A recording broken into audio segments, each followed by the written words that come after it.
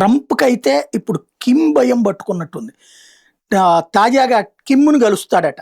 57 అణ్వాయుధాలు ఉన్నాయట కిమ్ దగ్గర, ఉత్తర కొరియా దగ్గర.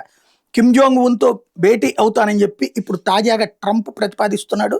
ఇంతవరకు అణుబాంబులు ఉన్నాయని ప్రపంచం అంగీకరించలేదు. కానీ అమెరికా దగ్గర ఉన్న సమాచారం మేరకు వాళ్ళ దగ్గర ఉందట. కిమ్ దగ్గర 57 శక్తివంతమైన అణ్వాయుధాలు ఉన్నాయి.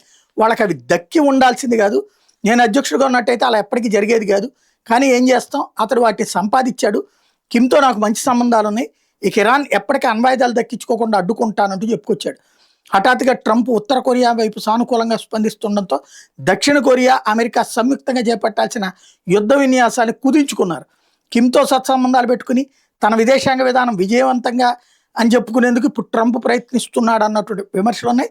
మరోపు ట్రంప్ అంశం మీద కిమ్ జోంగ్ ఉన్ సోదరి కిమ్ యో జోంగ్ నీళ్లు జల్లారు. తన సోదరుడితో టచ్లో ఉన్నట్టు నిన్న ట్రంప్ చేసిన వ్యాఖ్యల మీద స్పందించారు. ఈ విషయం తనకు తెలియదని చెప్పుకొచ్చారు.